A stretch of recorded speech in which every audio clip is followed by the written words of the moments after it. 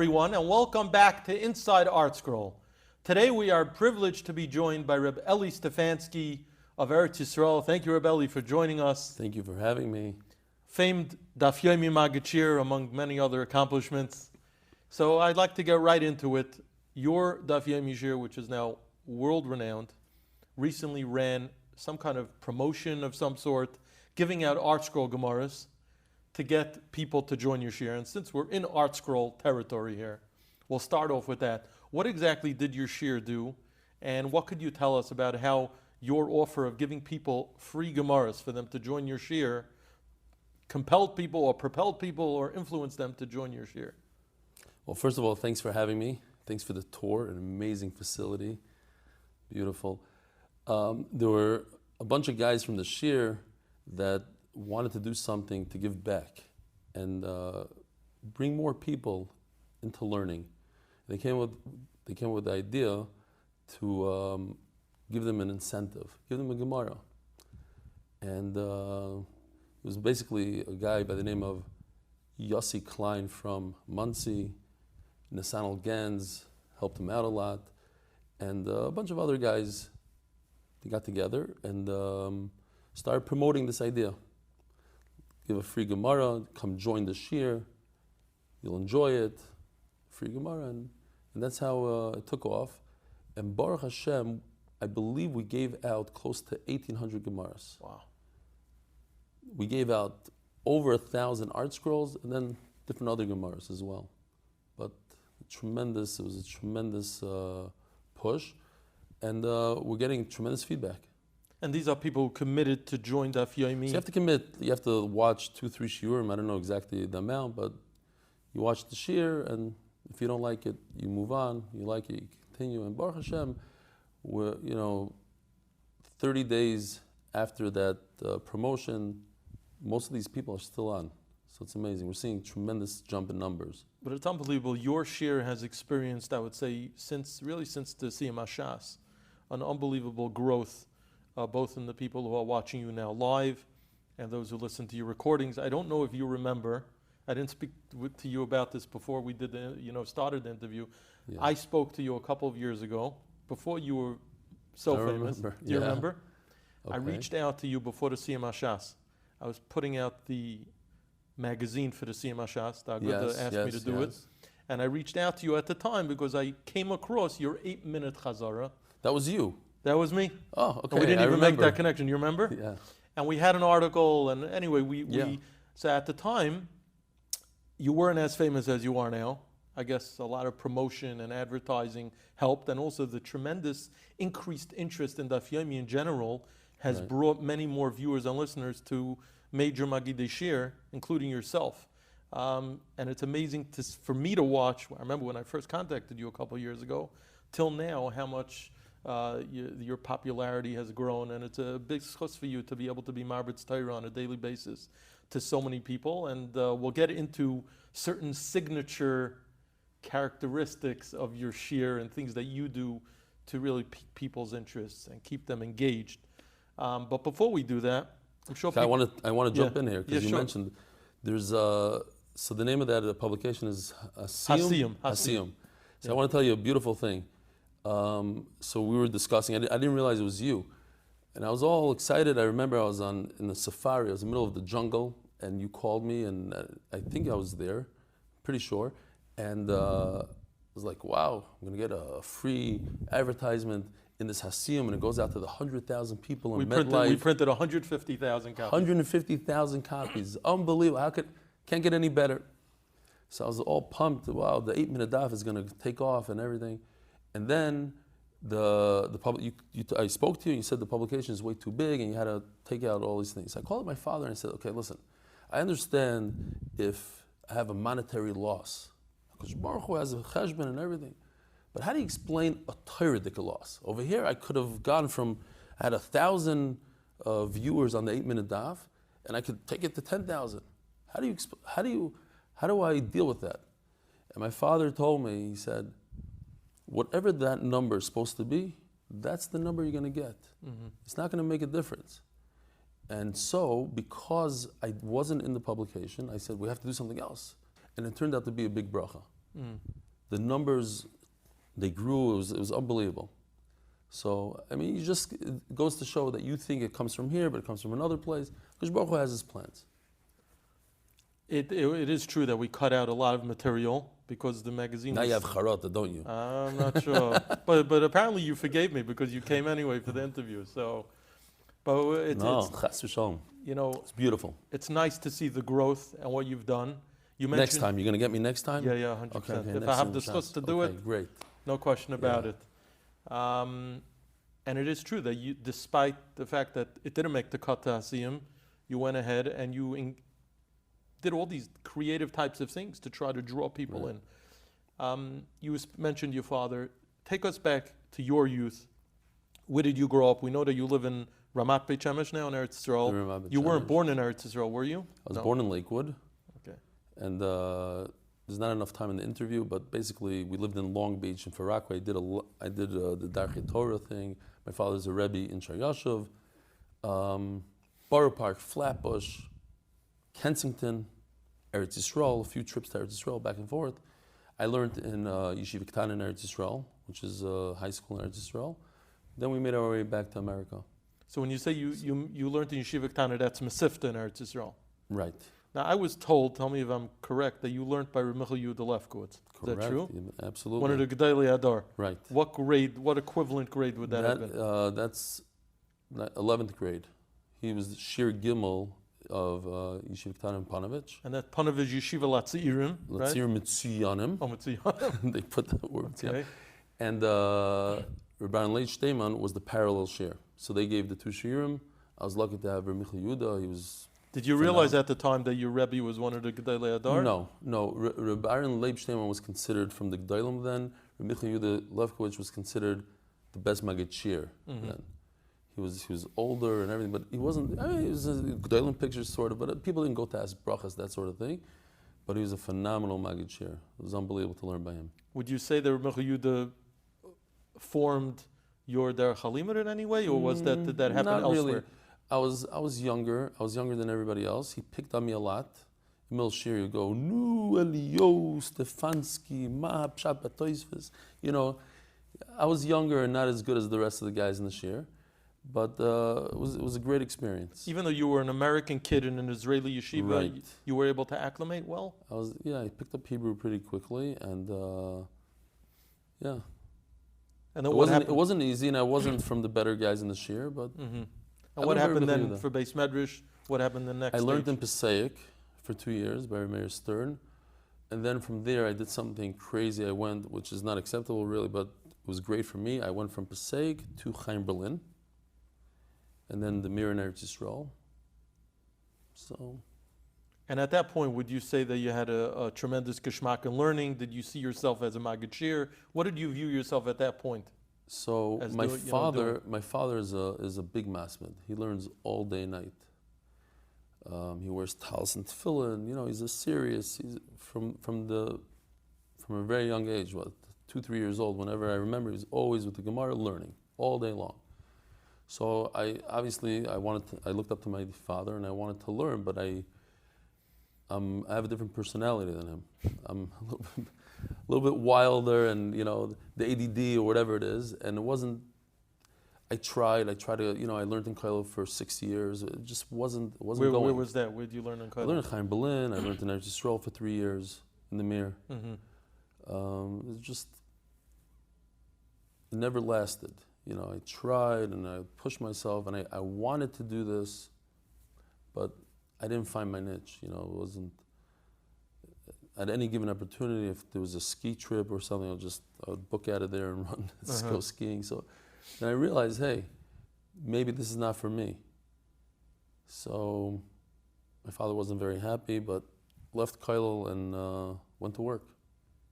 Doing what? So in the beginning, I was doing catering, dabbling in real estate a little bit, renovation. Where were you living at this moment in time? Moved to Chicago. Okay. Moved to Chicago and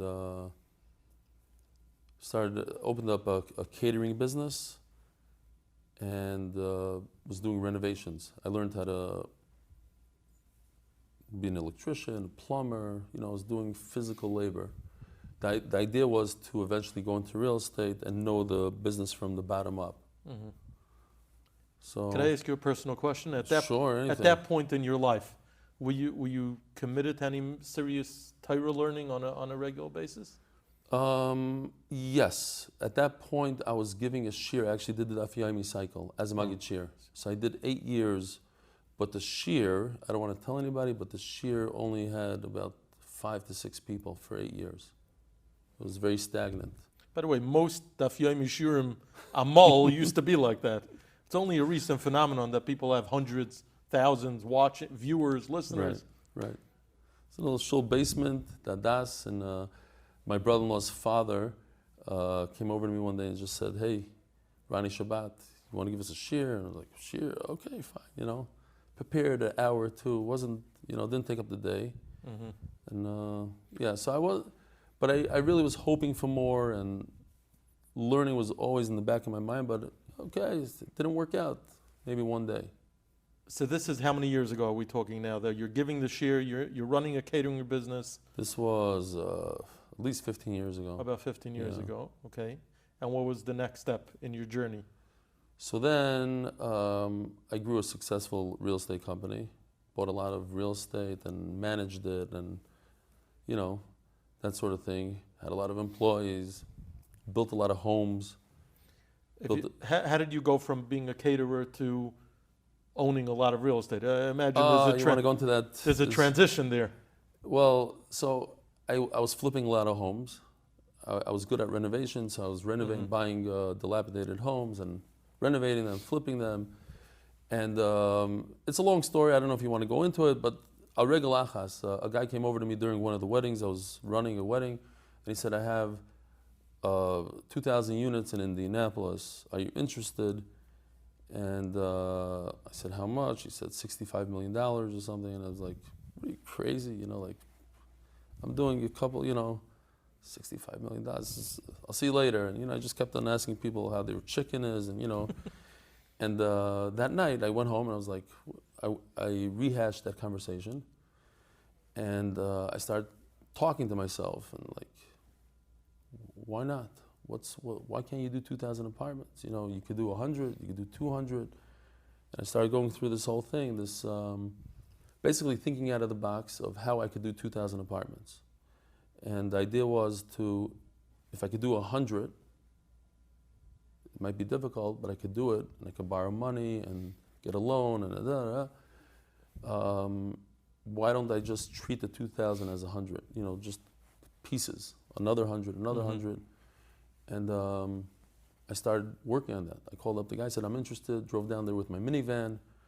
The guy looked at him and says, "A guy in a minivan? He's going to buy this property?" He says, "No, he has other cars. Don't worry about it." And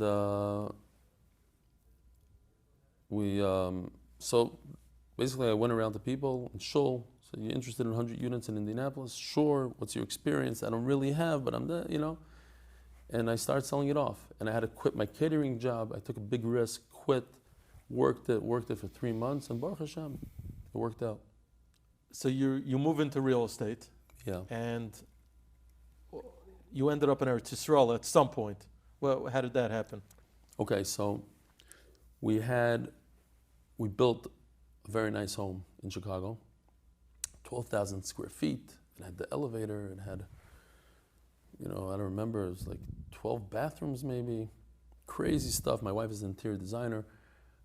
She designed every bathroom with different granite and da-da-da. And my guys from my company, they built the house. It was an incredible house. 12-foot ceilings, the whole thing.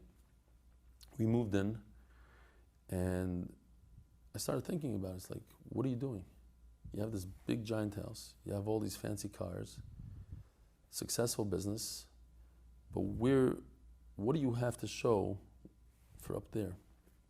How's your bank account doing up there? It's pretty weak. And, rehashing this and like a midlife crisis kind of thing. Mm-hmm. Pushing 40, and I have nothing to show for it. If I died today, so I have all the stuff, I'm not going to benefit from it. So I need to start investing in my bank account up there. spoke to my wife. My wife said, I said something about Israel. She said Israel. I don't remember. And I said, okay, let me check it out. And I came downstairs like an hour or so later. I said, I bought tickets. I'm going to Israel. She said, what? Yeah, I'm going to Israel. I got to check it out. Okay, see you later. Came back a few days later. I said, I was in Ramat Bet Shemesh. And I like it. It's cool. I saw Simcha Sussman throwing a ball with his son. The guy's with the beard, the tzitz is hanging out, but he's playing ball with his kid. It's like well-rounded people. It's a great place. Only to find out later, Simcha told me, he's never played with his son before and never after. Anyway, so a couple of weeks after that, we were on a plane. We moved to Eretz Yisroel. Left everything behind. We came with 12 suitcases to Eretz Yisroel. Most of our stuff is still in Chicago now. Yeah, never made Aliyah. I'm just curious, you felt that whatever ruchnius growth you were seeking, you couldn't tap into that in Chicago? You had to move to Eretz Yisroel for that? You know, Chicago is a great place, but I felt that I was in some sort of race almost, like building another house, this friend is building a house, and this friend is driving that car. Eretz Yisroel, when it comes to these things, everybody lives in an apartment building. Not everybody, but 95%, you know. We live in an apartment building today on the 4th floor in an apartment that can fit into one bedroom in our house that we had in Chicago. And that's how people live. Nobody's showing off, oh, my apartment is better than your apartment. It's just nobody cares.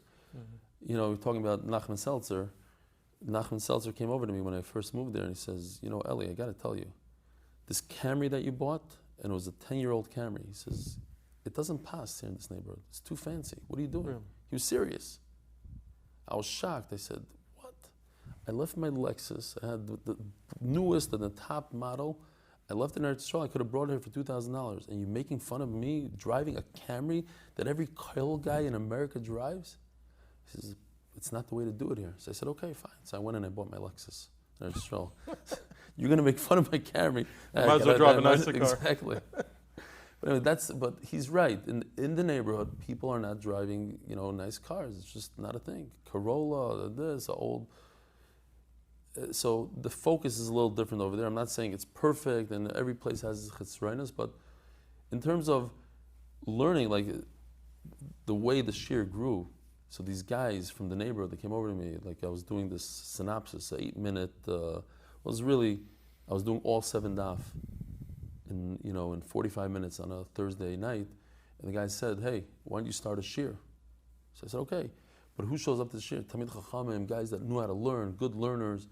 Sat around. The first day we had 7 guys, more than I had in Chicago, and then the second day was 10, and it grew very quickly. You know, people are thirsty for learning. And this was how long after you moved to Eretz Yisroel? Probably 3-4 years.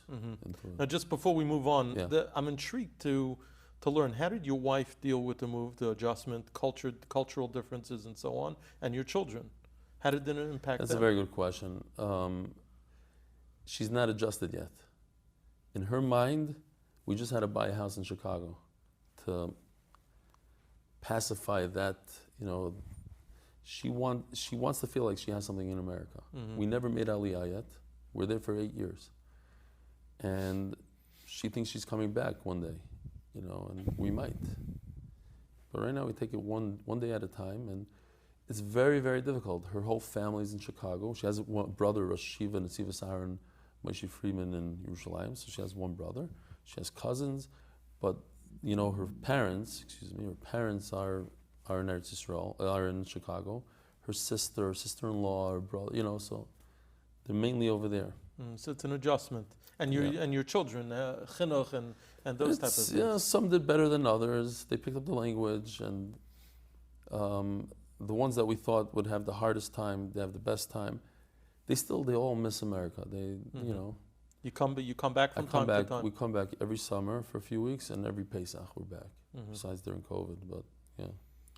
So you're there. You start a shiur, and at that point, it's bigger than what it was in America, but it wasn't what it is today. No. So what happened in the interim?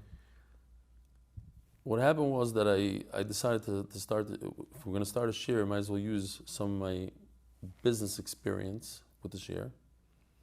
So I came up with, you know, different ideas. And I have to say that one of the biggest nisim is that the guys in the shiur, till this very day, so many of them are such a big part of it. The original guys, they all have full-time jobs, but they give over hours every single day. So it's a team effort. And they all bought into it from day one. They saw the potential and so I would come with charts, I would come with pictures, try to make it interesting, good coffee. I figured, the guys need to have a coffee. So we went and bought a nice coffee machine. Anything to make learning more fun, more exciting. And you were giving the shiur the same time every day? Every day. Until this day we do it the same in the morning, time. 7:15 in the morning. 7:15 in the morning. Yeah. And you were giving a full-length shiur? Right. Plus your 8-minute chazarah? Plus the 8-minute chazarah. And the 8-minute chazarah you were doing privately, recording, right, and then releasing that. Correct. Right. And editing. I would edit the 8-minute, and I would do it in Hebrew also. And we should mention a lot of the posters and pictures that you use, which you became famous for, are diagrams and charts that you yourself made. I know you didn't bring any of the paraphernalia with you today, but anyone who has ever seen your shiur has seen how you really... I'm not very artistic, but I try.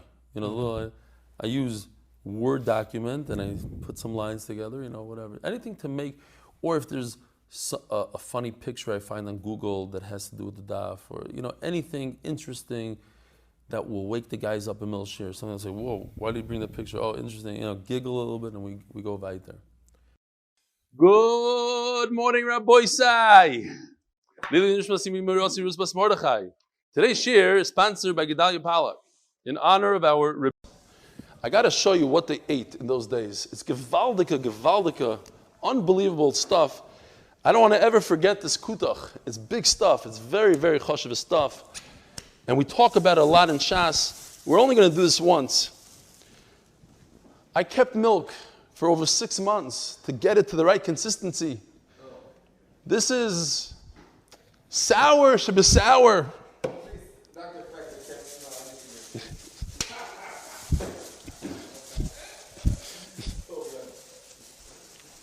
I also have a piece of bread. That's mamish mold, should be mold. Unbelievable mold. And now we're going to take... it's nerve. We're going to do this... Yeah. It's nerve, the smell. Rabbi say, it's nerve. Let me. Rashi brings here in Avos, it says, Da'ataft atfuch, that the skull was floating. So it's a little bit, not too much. At what point did you feel that the shiur took the leap to the next level, where it's, wow, this is something bigger than I ever envisioned? We prepared a lot for brachas. We knew that at the beginning of Shas, a lot of guys are going to come on, and we wanted to be ready for that. So a year before, we already started going into preparations for brachas Daf Beis. One of the things we did is we built a building just for the Daf Yomi. It's called Merkaz Daf Yomi. It's a large room with TV screens and good coffee and different machines and stuff. It's like a man cave for Torah. So, but it has regular minyanim all the time, or is it just for the shiur? It's all based around the shiur. The minyan shachars before the shiur, minyan shachars after the shiur, and eventually we have a koilel, MDY koilel, which is going to move in there. We can't use it right now. We gave it to yeshiva, but as soon as they move out, we're moving in. There's a shiur at night. It's all about Daf Yomi. We have the ArtScroll shasim right in the front because we didn't have room for bookcases. The bookcases are next to the Aron Kodesh. So you have Aron Kodesh, ArtScroll shas on this side, ArtScroll shas on that side, all the ArtScroll svarim. Now, you moved to Eretz Yisroel. You're basically giving a shiur. What happened to your real estate business? What happened to Parnasa? I'm sure people are curious to know what's the secret to doing that. Well, I used to fly into America every month for 3-4 days at a time, and as I got more involved in the daf, it became less frequent. It was every 2 months, then every 3 months. And Baruch Hashem, I have a great partner, Benzi Friedman, not my brother-in-law, but he's a guy from Chicago with the same name, and he does a phenomenal job. And I've bitachon in Hashem. I really believe that the less I mix into my business, the better off the business is. But it took time to build up. It was an hour a day, 2 hours a day, 3 hours a day. I was learning 4, built it up until the point where there's hardly any time for the business. I'm on top of it somewhat. I speak to him. I try to speak to him once a day for a few minutes just to see what's going on. But he runs the business. Now, I'm going to play the role of cynic for a second. Sure. During many of your shiurim that I've heard, you actually watch, listen. Really? Yes. I listen on a daily basis. I listen to Reb Shirley Bornstein shiur. I'm a member of that chabura, but I love him. He's a great guy.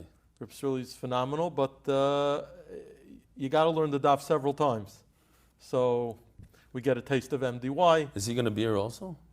We'll see. Maybe if he sees you're here, Reb Shirley knows he's invited. So, but Baruch Hashem, each shiur, like Reb Shirley's, yours, and so many others, each have their own flavor, and are accomplishing the ultimate goal of getting people to learn more. That's Absolutely. At the end of the day, which actually is a perfect segue to what I wanted to ask you. You, on your shiur, unabashedly, almost plead with people to learn more. You tell people to learn more. You encourage them in a phenomenally positive way. But the cynic will say, Rebelli, it's very nice for you to say that. You have a successful business. Baruch Hashem, Parnasa is there. It's very easy for you to tell people spend more time on learning and less time on business. Meanwhile, many of the people watching you and listening to you are thinking to themselves, are you serious? I'm barely making ends meet. I'm trying my hardest.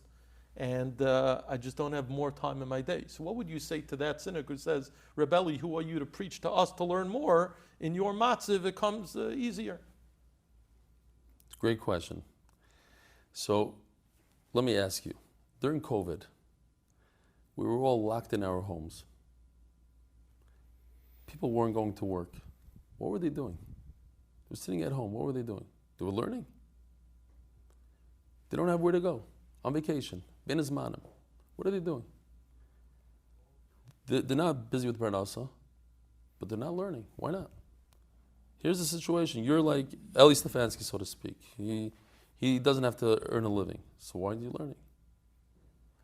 But the point is, really, you don't have to learn all day. Everybody has those 45 minutes in the day that they could sacrifice, so to speak. They could dedicate it to Torah. Why not? Another 45 minutes. You don't have 45 minutes. Anybody that's that busy with Parnasa that doesn't have 45 minutes, there's something wrong. That means they don't really believe. If you think you have to work 15, 16 hours a day, then you don't have it right. You have to work. I'm not saying you shouldn't work. You have to earn a Parnasa. But there must be a time in the day. It's better if you do it before you go to work. If you can't, do it after, but there has to be 45 minutes. But yeah, people tell me that. So that same guy that tells it to me, I'm looking at him. I said, you weren't at work for a year. You didn't go to work. You're taking a check from the government. So did you sit down and open up a Gemara once during that whole year during COVID?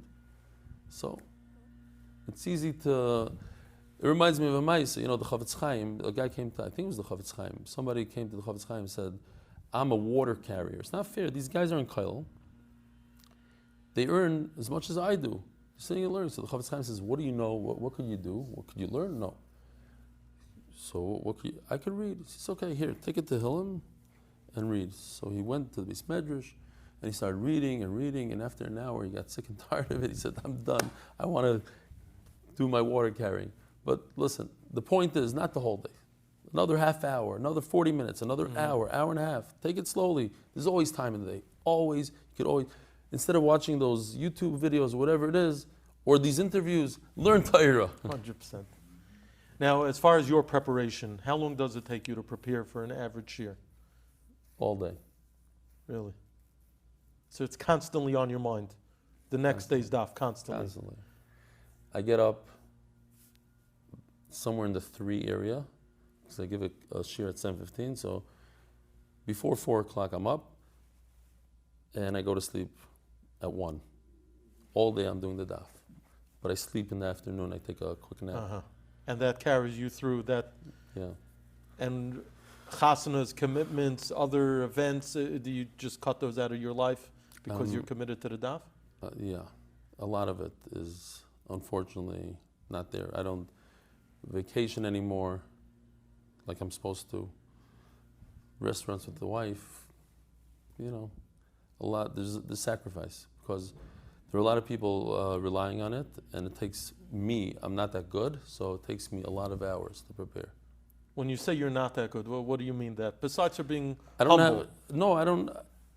I'm who I am, and I'm not the biggest balkishrin in the world. I'm not the biggest learner in the world. I'm a balabas. At the end of the day, I'm a balabas. I'm a real estate guy.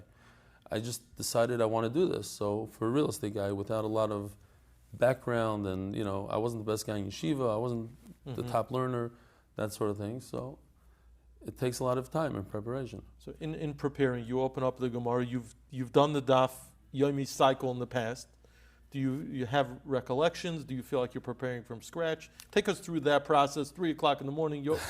What's the well, 3:00 in the morning is already chazarah. Oh, that's chazarah. So yeah, no. By 3:00, I'm basically prepared. It's the final steps. My memory is terrible. I believe it's bad. Mm-hmm. So most of the time when I open up the daf, it's brand new. I mean, there's a lot of sugis and a lot of ideas that we have through through Shas that come up over and over. So I'm familiar with those, but just the daf, the way it is now, so I learn it by myself. I have a phenomenal chavrusa, Rabbi Yedida Kramer, who knows Kol HaTorah Kula, is a tremendous balkishrin. I go over it with him afterwards for about an hour, and then I'm on my own for the rest of the day. Does ArtScroll play any role in the preparation? It actually does. Hebrew, yes. English, both? English. I have a few ArtScroll shasim. I own two. I should say a couple. I have two shasim. And I use the ArtScroll every day. Every day. First of all, I need some translations in the words, just because the shiur is in English, and because I grew up in Eretz Yisroel for a bunch of years, the good years, my English is not the best. So I go to the ArtScroll. I love looking through the notes. So I'm not just saying it because I'm here in ArtScroll. I know it's a busha, the ArtScroll, the maggidei looks in the I look in the ArtScroll. I'm sure that many of the participants also do. And many actually come with the iPad. They're looking at the digital, the digital ArtScroll. Yeah. I was just speaking to Rabbi Cheskel Danziger, who works here. He's the editorial director of the Schottenstein Talmud. And he mentioned to me that Daf Yomi and ArtScroll, the ArtScroll Gemara, the Schottenstein Talmud, have a symbiotic relationship. The Daf Yomi benefits from Schottenstein Gemara, and the Schottenstein Gemara benefits from Daf Yomi. It goes both ways.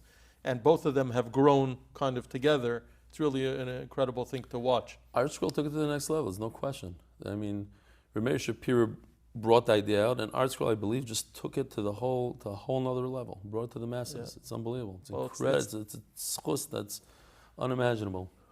What would you attribute the growth of Daf Yomi shiurim specifically, like these chabura shiurim, over the last 2 years? What do you think that's attributed to? Is it the technology? Is it the fact that someone mentioned me the other day that it was all due to Corona because people were using Zoom more? What do you think it is? It's a combination. I mean, before COVID, the beginning of Shas was crazy. We built a base measure for 80 people. We had about 100 and something people per shiur. People were standing. People were excited. People are excited about learning. Mm-hmm. They are, and if you give them the right formula, and it's geschmack, it's understandable, and it's easily accessible, they just go on their phone as they're driving. They're watching the shiur. They put it down on the dashboard. I don't know how much they're watching. It depends if you're a New York driver or not. But they're watching, they're listening. Today it's on everything. You have the podcast and YouTube. And if you don't hold of YouTube, you have Torah Anytime and Kol Sean and websites and apps. Everybody has apps today. It's unbelievable. When I log onto your shiur, I'm always amazed. 12:15 in the morning hour time, when the time discrepancy is 7 hours.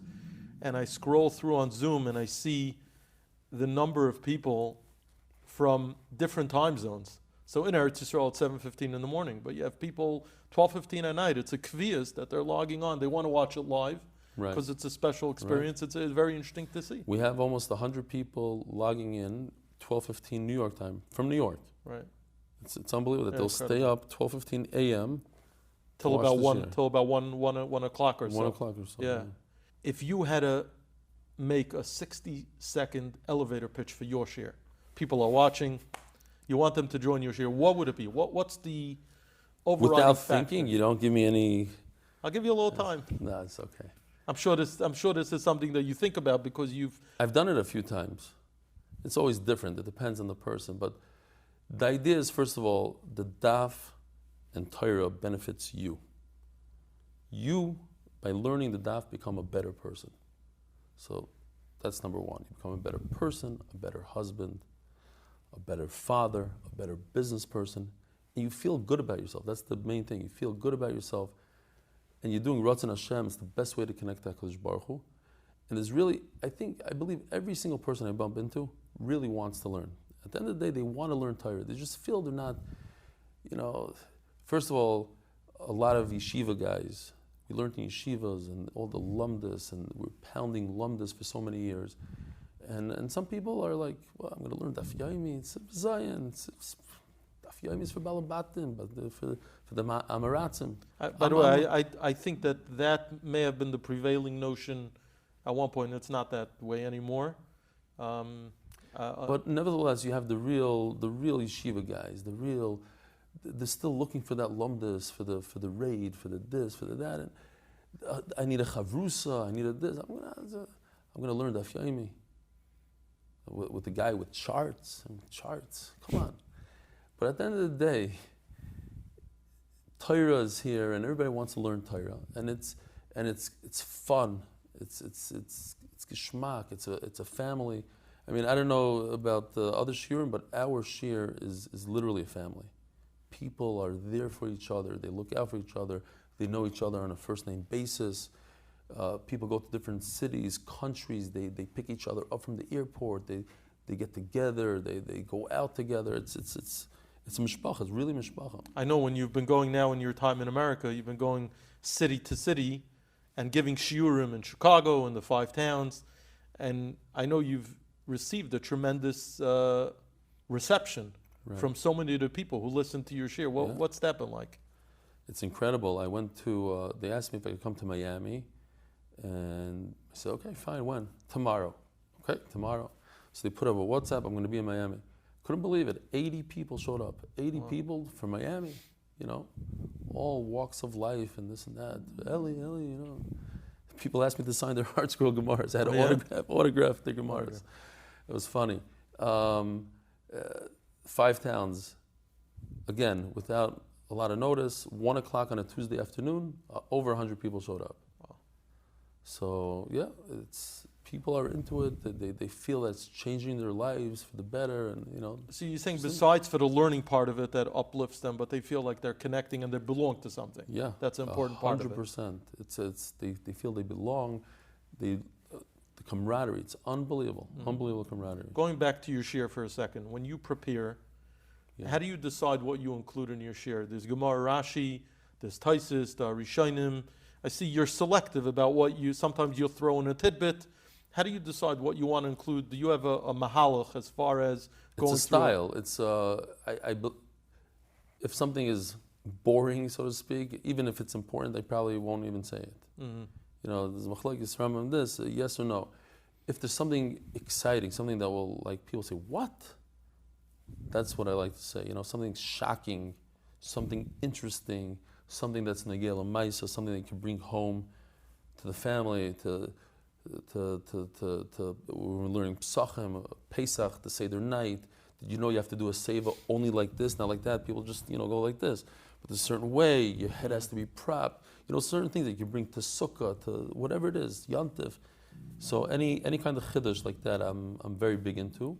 And anytime I could stick in a shtickle musar, a little, not musar like that, but hashkafa, something that you could take home and be a better person. Is there a particular maggidei who you've heard or seen who you say, wow, there's an aspect of his delivery or his content that I'm going to try to incorporate, or someone who you model yourself after? I don't model myself after because I'm very unique and different and weird. But I did listen to Sruli Bornstein shiurim. I do, I don't listen as much as I would like to. I don't have the time, but if I had the time, I would listen to him. It's a very different style, but he has some very good raid there. Mm-hmm. And so he's one. Who else? Doesn't come to mind really, anybody, Mm-hmm. but there are a lot of talented people out there, a lot of very good maggidei. Do you feel intimidated that you're the maggidei? You're sitting in a room. You mentioned many Talmid Chachamim around the table, and here you are, kind of under the spotlight. You ever feel intimidated? When my chavrusa comes to my shiur, I'm very intimidated. I don't get out. If my father came, but yeah, I mean, you get used to it after a while. But I have what to be intimidated by. I make mistakes all the time. I was going to ask you. You ever get stuck in the middle of a Gemara? You don't have pshat, or someone asks you a kasha, and kind of stumps you? I just had in Chicago, one of the first times. It's unbelievable. An 11-year-old kid asked me a question. I didn't have an answer. Wow. Worse than that. But no, I take it in stride. I said, Givaldik, unbelievable. Look at these Chicagoans. It's tremendous. This kid Abi asked me a kasha, and then they told me, Darchen Lener asks a good kasha. But it happens. Worse than that is when you literally say the wrong pshat in the Gemara. You make a mistake of a 2-year-old. It happens.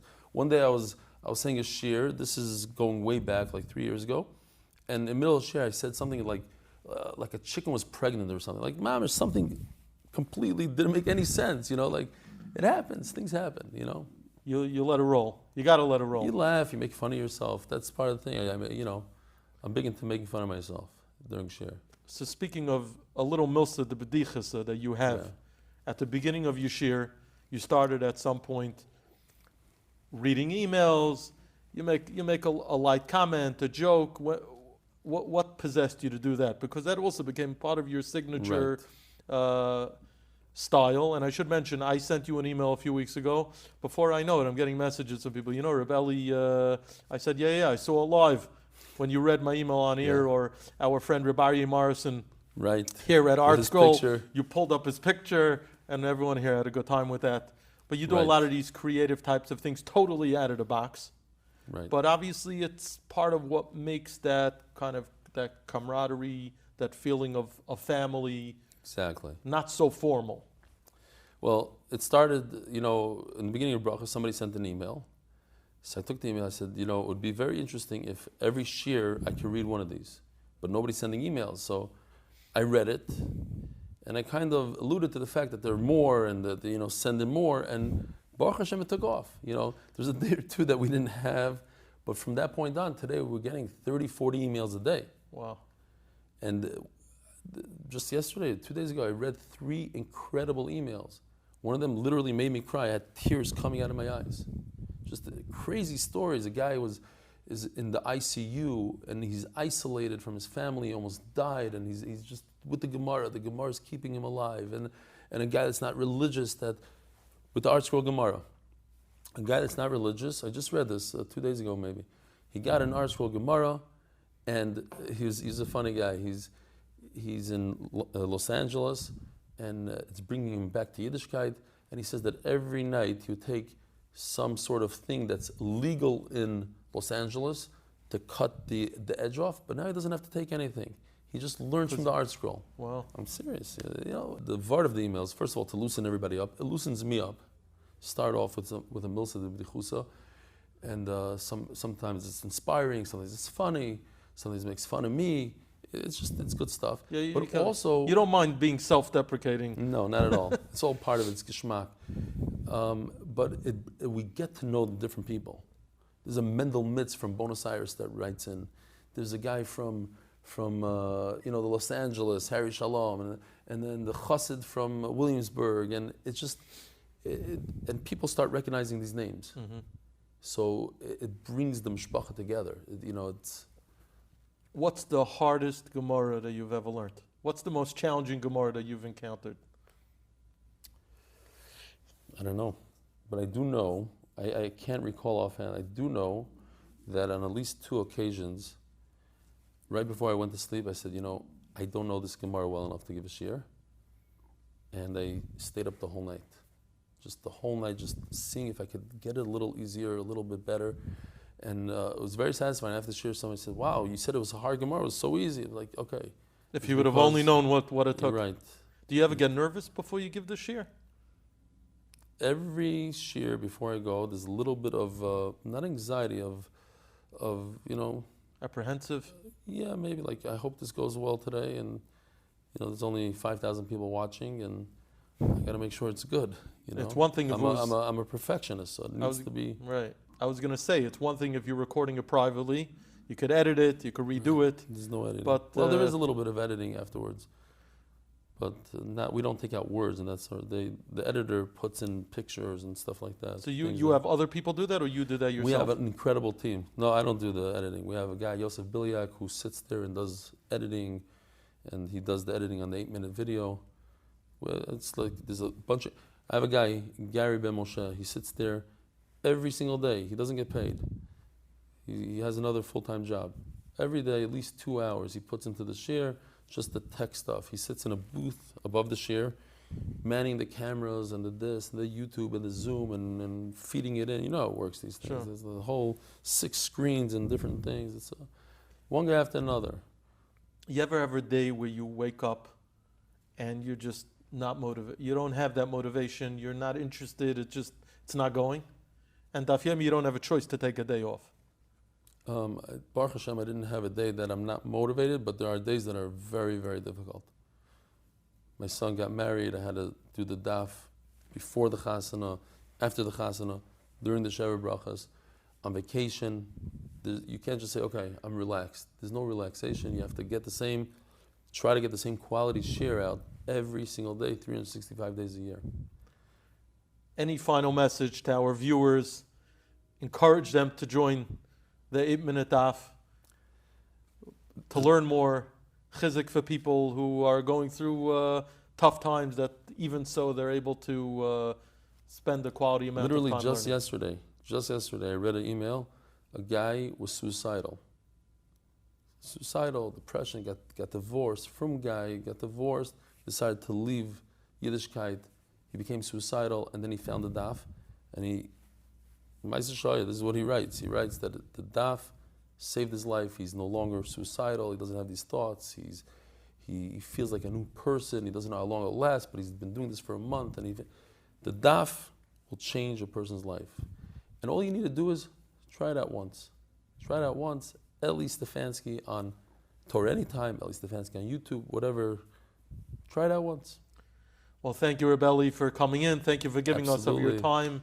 Just my humble bracha. You should continue to inspire people by what you do, how you do it, with the geschmack that you bring every day, and continue to hatzlacha in your habatzas. Thank you very much.